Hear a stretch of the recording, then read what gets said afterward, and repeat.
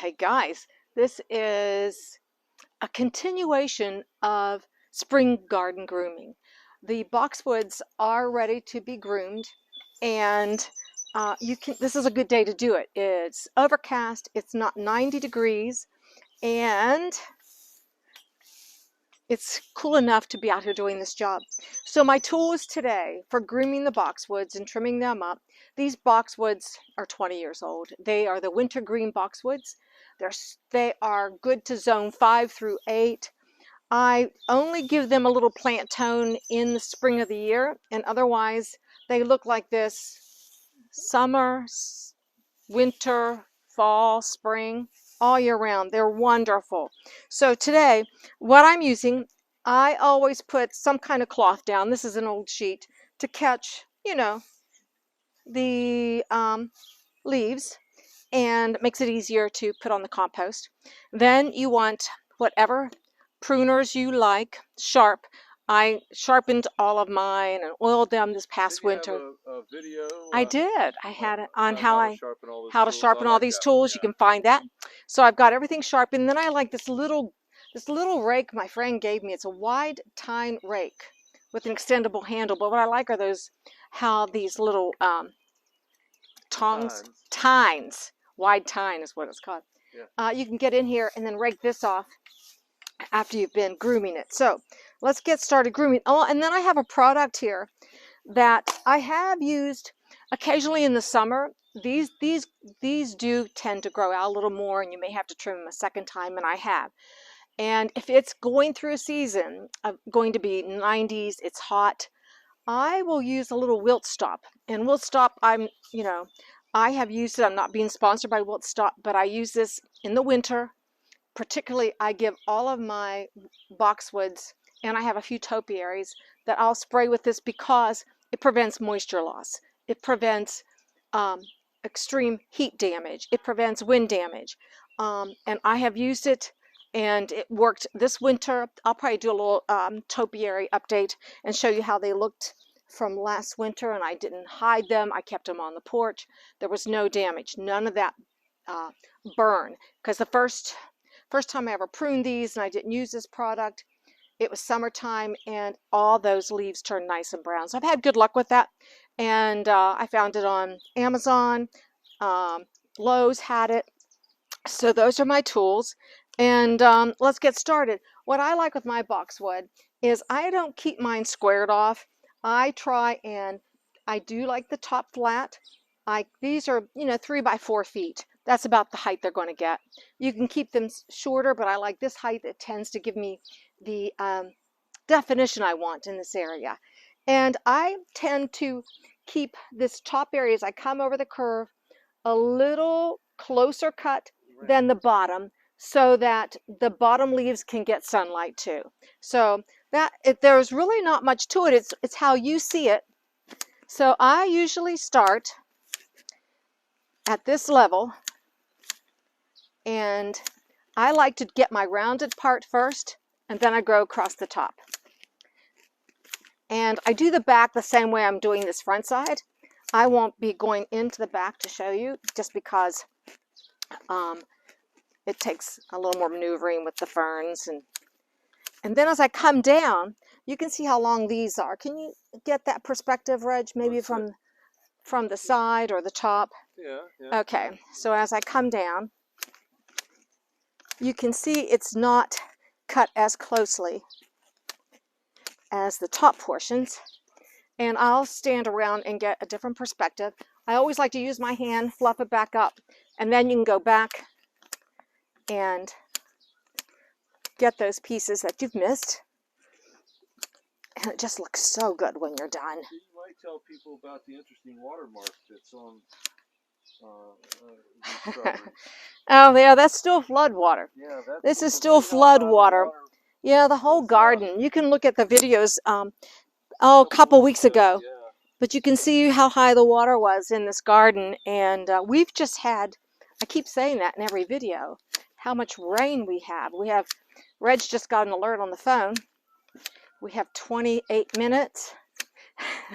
So I will keep this video I wasn't going to make it long anyway, because there's not much to it, but it won't be 28 minutes long. Not that I couldn't get this all done in 28 minutes, but what you need to see, what any gardener needs to see, is how simple it is with the right tools to have your boxwoods looking nice. And you can shape them any way you want. This is just the shape I like. There are 3 here, in fact, and I could have rounded each one individually, and I have 3 on the main perennial border, and I'm keeping them rounded for now, but I wanted these to grow together more of a hedge. This fern's going to get cut too. It's grown from the inside. But it's a great thing to do on a day like today. Oh, so how's the wilt stop applied? Oh, the wilt stop. I'll show you that. How the wilt stop is applied. Let me just finish this edge here. And thanks to my Corona sharpening tool. Corona, was it 1800, or I should have looked at the number on it. Handy little tool. But I liked my sharp tools. My past life, I was in charge of keeping all the tools sharp in my dental office, and I love doing that. Yeah, sharp tools make short work. It's like many hands make short work. And can you see how much better this is looking? You don't realize how much growth there is until you start pruning this up, trimming this up. Stand back, and we want to groom these edges and make it look as tidy as you can. Now, I don't have a power trimmer, but many people use a power trimmer. It's something, because it's a small garden with very few hedges like this, it's something I don't think I need to invest in yet. As time goes on, it may be. We like gadgets, so we do like gadgets, and you know, everything is. I wouldn't mind electric operated because we have an outlet down there that I can use, but battery would probably be better. And so look how nice this is looking. I know. So the last thing I'll do is show you how you apply the wilt stop. And then that's all it's going to take. I have another hedge that I will do off camera. And we need to do a garden tour here in the next week or so. And that way you'll be able to see everything groomed, from the early spring bloomers to our few little hedge. The window box, it's starting to grow out front. All right, so outside, I have a little bit of tweaking down here. I like this to look a little neater. And I know Reggie's looking at the weather. Anyhow, with the wilt stop, the easy thing to do is shake it up. What? It is. Let me just pan up. The sky. Everyone, yeah. the storm clouds that are overhead, and the rain is starting right now. Are we getting? So all you would do, this is all you have to do, and is you can see the mist. How heavy do you put it on? You don't put it on heavy. You can see it. You can see, let me see if I can get it, like right here, Reg, before the spray. Yeah. You can see it gives it a gloss. And that's all you're going to do. You're going to just spray it till you see a gloss. I'm not going to spray much more, only because I'm not finished with my final product. I want to tweak it a little more. It doesn't have too bad of a scent. Now, if you were doing your Christmas greens, because I did use this on my Christmas greens and you're taking them inside, I would leave them out for an hour so it has a chance to air out it's just pine resin. So it's not harmful to your pets.